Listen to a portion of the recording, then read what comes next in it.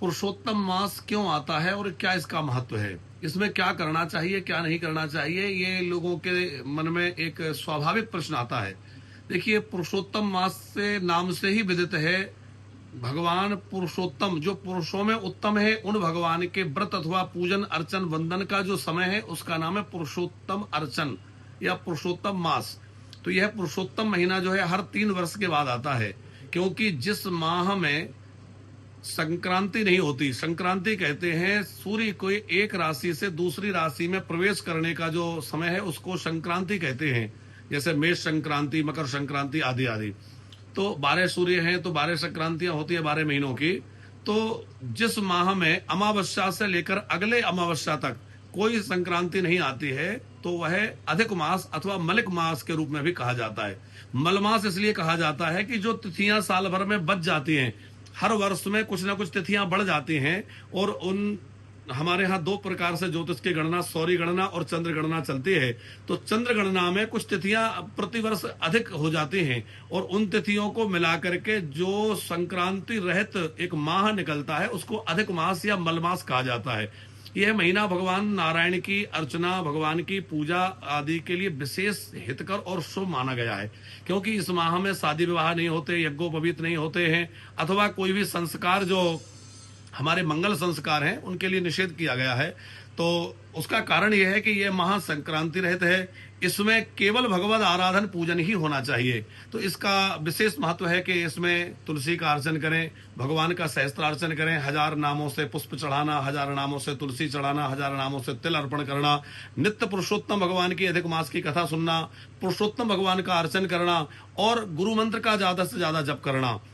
इसमें अधिक से अधिक गुरु मंत्र को जप करिए तो पुरुषचरण का फल आपको प्राप्त हो जाएगा। नित्य भगवान का अर्चन करेंगे तो पुरुषोत्तम भगवान के पूजन अर्चन से आपको करोड़ों यज्ञों का फल सहज इस मास में अर्चन से प्राप्त हो जाएगा। इसी प्रकार इस मास में आप जो भी दान करते हैं, तीर्थ यात्रा करते हैं, तीर्थ स्नान करते हैं, उसका फल सामान्य दिनों में किए जाने वाले तीर्थ यज्ञ आदि से हजारों गुना अधिक पुण्य प्राप्त होता है, क्योंकि यह महीना जो है विशेष रूप से पूजा अर्चना के लिए ही है। तो इस पुरुषोत्तम मास में जो कि आने वाले 17 मई से प्रारंभ हो रहा है, आप इस बार पता है सभी को कि ज्येष्ठ पुरुषोत्तम मास है, ज्येष्ठ के महीने इस बार 2 हैं। तो जैसे ही अमावस्या 16 मई को रहेगी तो 17 मई माने ज्येष्ठ मास के शुक्ल पक्ष की प्रतिपदा से अधिक माह प्रारंभ हो जाएगा, और उस दिन से ही आप अपने नियम आदि प्रारंभ कर दीजिए। और पूरे माह के लिए कोई भी नियम व्रत आदि लेकर के यदि आप करते हैं तो बहुत अच्छी बात होगी। किसी धाम में तीर्थ में जाकर के वास करते हैं तो बहुत अच्छी बात होगी।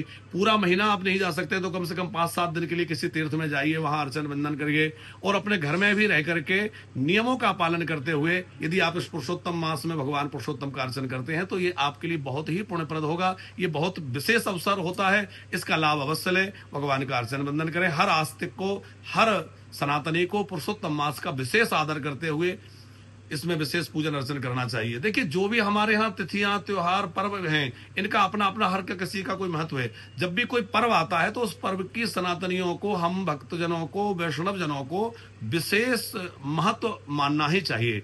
उनके पर विशेष पूजा करें, विशेष अर्चन करें, तो उसमें ये अधिक मास तो अधिक अधिक देने वाला है। हर कुछ में इसमें अधिक ही फल मिलता है, इसलिए इसमें खूब आप अधिक अधिक भगवत नाम जप करें, भगवान नाम का संकीर्तन करें, भगवान की कथा सुने, तीर्थ यात्राएं करें, अपने श्रद्धा और शक्ति अनुसार दान करें। कुछ ना कुछ श्रेष्ठ कार्य इसमें अवश्य करने चाहिए। कोई दीनहीनों की सेवा करें या आपको जो भी बन पड़े, अधिक से अधिक कुछ करें, पर कोई एक ऐसा नियम ले जो आप पूरे 300 दिन चला सकें। कोई ना कोई एक नियम जरूर पूरे दिनों के लिए धारण करिए, जिससे कि आप पूरे 30 दिनों तक, माने 1 माह अधिक मास में आप उस नियम को चला सकें। यदि आप मीठा कुछ भोग लगाकर भगवान को, जैसे मालपुआ का भोग है, खीर का भोग है, यदि प्रतिदिन लगाने का नियम लेते हैं तो ये भी आपके लिए बहुत उत्तम होगा।